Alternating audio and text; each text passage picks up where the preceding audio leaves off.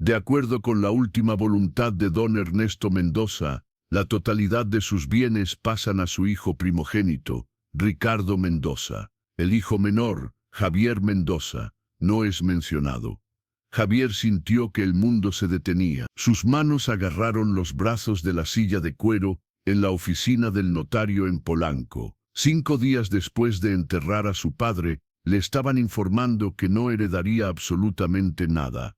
Debe haber un error, Javier logró decir. Mi padre me dijo hace 3 meses que dividiría todo por igual. No hay ningún error, Ricardo. Su hermano mayor se recostó cómodamente en la silla. La sonrisa discreta en su rostro hizo que el estómago de Javier se revolviera. Era victoria, satisfacción. Javier Mendoza tenía 38 años y nunca imaginó que el funeral de su padre sería seguido por una traición que destruiría no solo su vida financiera, sino el último recuerdo de familia unida. La tienda de materiales de construcción, el terreno en Cuernavaca, los ahorros de 40 años de trabajo. Todo para Ricardo. Nada para Javier. El notario deslizó el documento por la mesa. Ahí estaba la firma del padre, fechada hace 2 meses. Ricardo, ¿tú sabías de esto? Javier preguntó, buscando en los ojos de su hermano alguna señal de sorpresa. Papá siempre dijo que el primogénito debía heredar el negocio. Es tradición. ¿Tradición? Él brindó en la Navidad pasada por mis 2 hijos, que dividirán el fruto de mi trabajo. Tú estabas ahí. Memoria selectiva. Ricardo se encogió de hombros. Lo importante es que todo está legal, oficial, final. Javier miró nuevamente la fecha. Hace 2 meses su padre estaba hospitalizado, entrando y saliendo de la conciencia por los medicamentos. ¿Cómo habría firmado un testamento? Mi padre estaba internado en ese periodo. ¿Cómo vino a esta oficina? Me desplacé al hospital. El notario respondió incómodo. Ricardo estuvo presente como testigo. Claro, Ricardo orquestó todo mientras Javier pasaba noches en el hospital, sosteniendo la mano de su padre moribundo. Quiero una pericial de ese documento, Javier dijo. ¿Quieres contestar la voluntad de nuestro padre? Ricardo fingió indignación.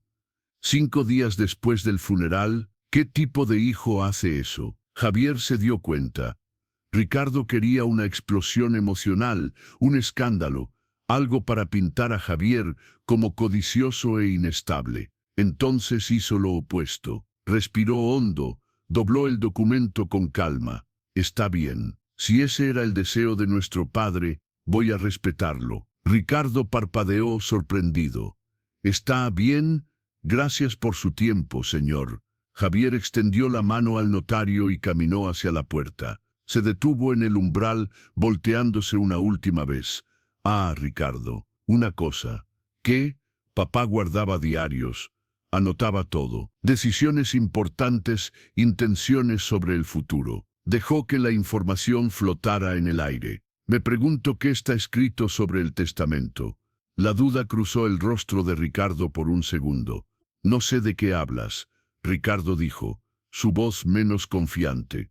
¿No? Javier sonrió. No era felicidad, era la sonrisa de quien acababa de darse cuenta de que tenía una carta bajo la manga. Entonces todo está bien. En el elevador, Javier finalmente permitió que sus manos temblaran. Su hermano lo había robado.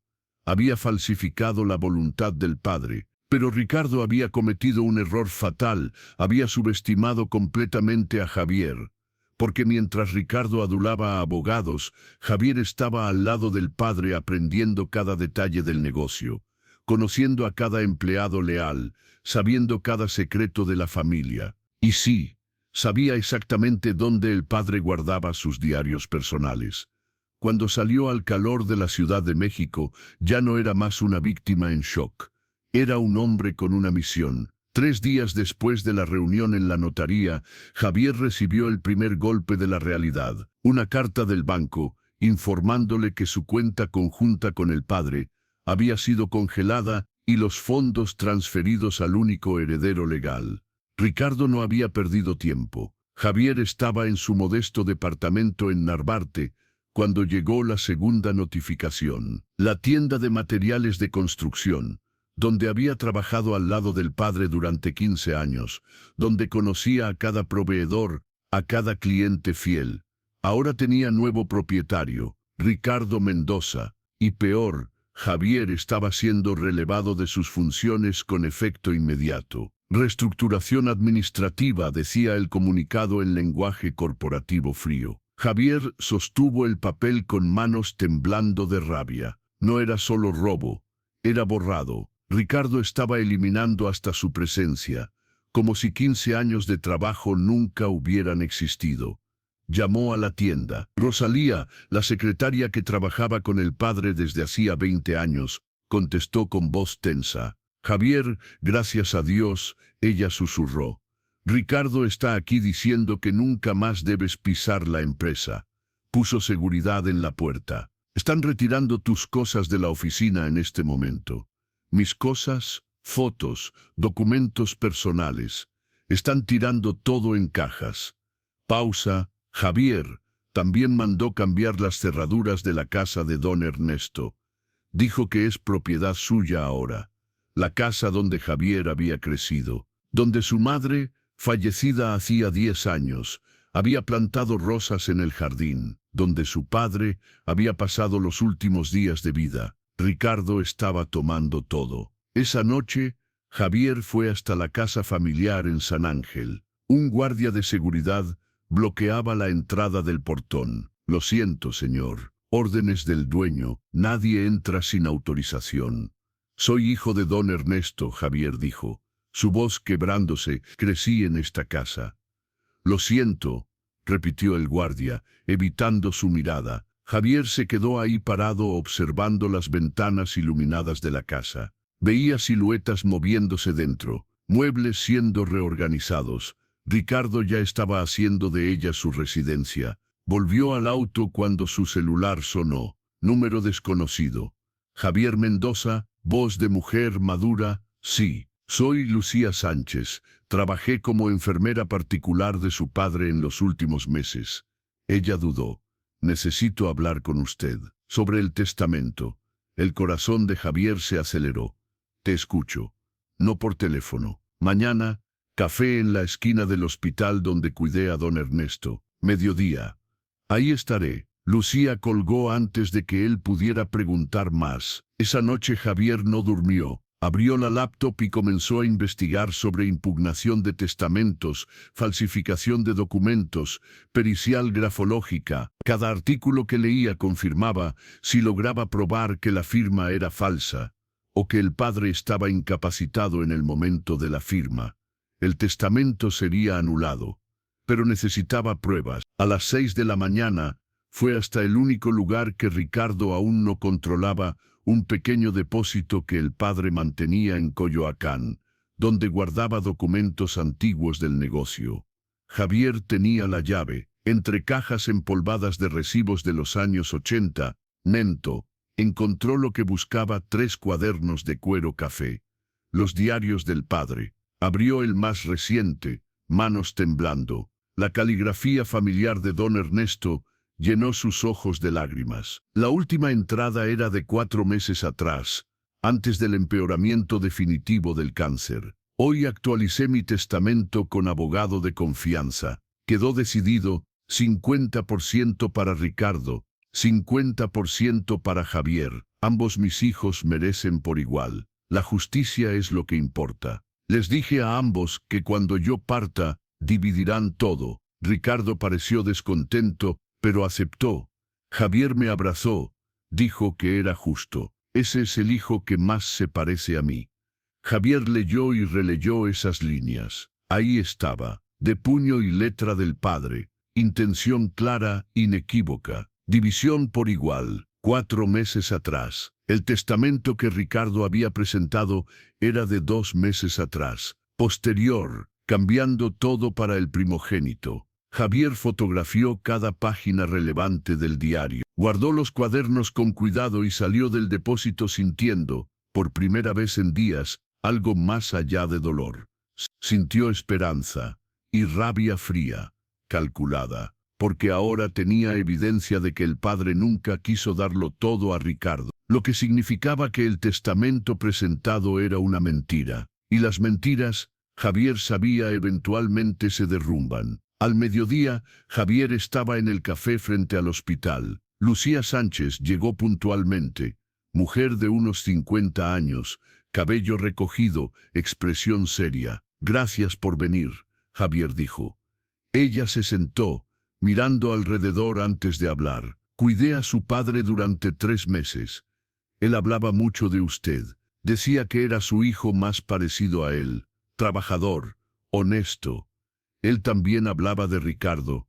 Lucía hizo una pausa. Decía que Ricardo era demasiado ambicioso, que siempre quiso atajos. Respiró hondo. «Javier, estuve presente el día que el notario fue al hospital. Presencié la supuesta firma del testamento». El corazón de Javier se disparó. Y su padre estaba sedado. Morfina en dosis alta por el dolor. Apenas podía mantener los ojos abiertos. Cuando el notario llegó con Ricardo y el abogado Salazar, me incomodé. Don Ernesto no estaba en condiciones de firmar nada. ¿Lo viste firmar? Vi a Ricardo guiar su mano. Literalmente, sostuvo la muñeca de don Ernesto y movió la pluma. Su padre ni siquiera sabía qué estaba pasando. Murmuraba cosas sin sentido. Lágrimas en sus ojos. Intenté protestar, pero el abogado Salazar me dijo que saliera de la habitación. Dijo que era asunto de familia. Javier cerró los ojos procesando. ¿Testificarías? Eso, por eso llamé. No puedo dormir sabiendo que le hicieron eso a ese hombre bueno. Su voz tembló. Pero Javier, Ricardo me amenazó. Dijo que si hablaba, destruiría mi carrera. Tengo miedo. Yo te voy a proteger, Javier prometió. Tengo pruebas de los diarios de mi padre mostrando que quería división por igual. Con tu testimonio sobre la incapacidad mental en el momento de la firma, podemos anular ese testamento. Lucía asintió lentamente. Dame unos días para organizar documentos médicos. Los registros de medicación que prueban su estado. En los días siguientes, Javier montó su caso silenciosamente. Se reunió con Rosalía, la secretaria, quien le entregó copias de emails donde Ricardo instruía al abogado Salazar sobre acelerar el proceso de transferencia mientras el viejo todavía está vivo. Evidencia de premeditación. Después fue hasta una oficina pequeña en Condesa, donde una abogada llamada Gabriela Ruiz atendía. Especialista en disputas testamentarias, tenía reputación de nunca perder. Su caso es fuerte, Gabriela dijo después de analizar todo. Tenemos 3 pilares: diarios mostrando intención verdadera, testigo médica sobre incapacidad mental y comunicaciones que sugieren conspiración. Pero necesito advertirle, Ricardo tiene recursos. Va a pelear sucio. Déjalo pelear, Javier respondió. Yo tengo la verdad. Como si fuera convocado por la conversación, el teléfono de Javier sonó. Ricardo, escucha. Hermanito, la voz del hermano goteaba falsa preocupación. Supe que andas haciendo preguntas, hurgando en cosas viejas. Eso no es saludable. Solo intentando entender cómo nuestro padre cambió de opinión tan radicalmente en las últimas semanas de vida. Estaba lúcido. El notario lo confirmó. ¿Quieres llamar loco a nuestro padre? Quiero llamar a las cosas por su nombre correcto, Javier dijo con calma, y descubrir la verdad. Silencio tenso. Después, mira, puedo ser generoso. Te doy 500,000 pesos para que olvides esta historia. Empieces una vida nueva lejos de aquí. 500,000. Una fracción mínima de lo que valía la herencia. Era un insulto, no una oferta. No, Javier colgó. 2 días después, recibió notificación judicial. Ricardo lo estaba demandando por difamación y acoso. Alegaba que Javier estaba esparciendo mentiras sobre él, perjudicando su reputación. Es táctica de intimidación, Gabriela explicó. Quiere asustarte, hacerte gastar dinero en abogados, cansarte. Ignóralo, enfócate en lo que importa. Y Javier se enfocó. Mientras Ricardo daba entrevistas a periódicos de negocios como nuevo líder de la empresa familiar, mientras ostentaba el Rolex del padre y conducía el Mercedes, que era de don Ernesto, Javier trabajaba en las sombras. Recolectó cada documento, cada testigo, cada prueba, y cuando Gabriela finalmente dijo, «Estamos listos», Javier sintió algo que no sentía desde el día en la notaría. Sintió que la justicia, finalmente, estaba al alcance. La audiencia judicial estaba programada para un martes, 9 de la mañana, en el Tribunal de Ciudad de México. Javier llegó temprano con Gabriela. Ricardo apareció 15 minutos después, rodeado de 3 abogados de traje italiano, incluyendo a Salazar. «¿Vas a desistir de esta payasada?», Ricardo susurró al pasar junto a Javier. «Todavía puedo ser generoso». Javier no respondió, solo sonrió. El juez, un hombre de unos 60 años de cabello gris, llamó al orden. «Señor Javier Mendoza impugna la validez del testamento de don Ernesto Mendoza, alegando falsificación e incapacidad mental del testador. Proceda, abogada Ruiz». Gabriela se levantó. «Señor juez, presento 3 evidencias que prueban fraude testamentario». Ricardo se recostó confiado. Sus abogados ya habían preparado contraargumentos para todo lo que pudieran imaginar, pero no imaginaron lo que vino. Primero, Gabriela colocó los diarios sobre la mesa del juez, registros personales de don Ernesto Mendoza, escritos 4 meses antes de su muerte, donde declara explícitamente su intención de dividir la herencia por igual entre ambos hijos. Letra reconocible, fechada, sin ambigüedad. El juez hojeó los cuadernos, leyendo pasajes. Ricardo se inclinó para susurrar algo con Salazar, pero por primera vez había tensión en sus hombros. Segundo, Gabriela hizo una señal. Testimonio de Lucía Sánchez, enfermera particular presente en el momento de la alegada firma. Lucía entró a la sala. Estaba pálida pero determinada. Prestó juramento y habló con voz firme. Don Ernesto estaba bajo morfina en dosis que lo dejaban semiconsciente. No podía articular frases completas. Vi a Ricardo Mendoza sostener físicamente la mano del padre y guiar la firma. Don Ernesto no sabía qué estaba firmando. Eso es mentira. Ricardo se levantó bruscamente. Esta mujer está siendo pagada para, señor Mendoza. Siéntese, el juez ordenó fríamente. Tercero, Gabriela continuó, colocando impresiones de email sobre la mesa, comunicaciones entre Ricardo Mendoza y el abogado Salazar 3 semanas antes de la supuesta firma, discutiendo acelerar transferencia de bienes mientras el viejo todavía respira. Premeditación clara. Salazar palideció visiblemente.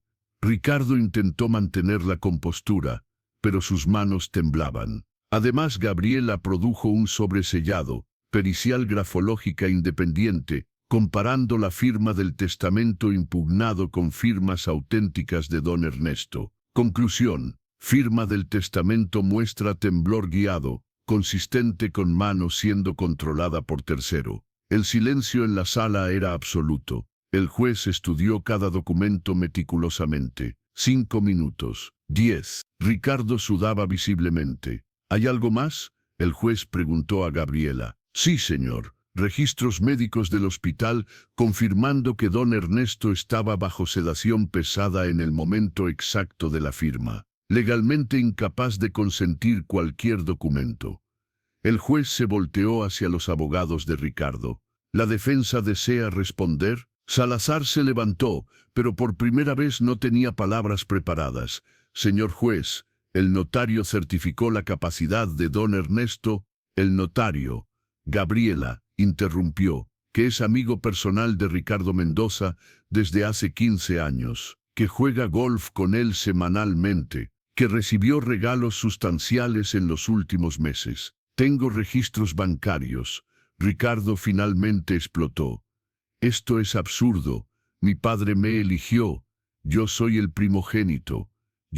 Usted falsificó la firma de un hombre moribundo, el juez dijo, su voz cortante como cuchilla. Los documentos presentados son devastadores. El testamento de don Ernesto Mendoza queda anulado por fraude comprobado. Ricardo se puso blanco.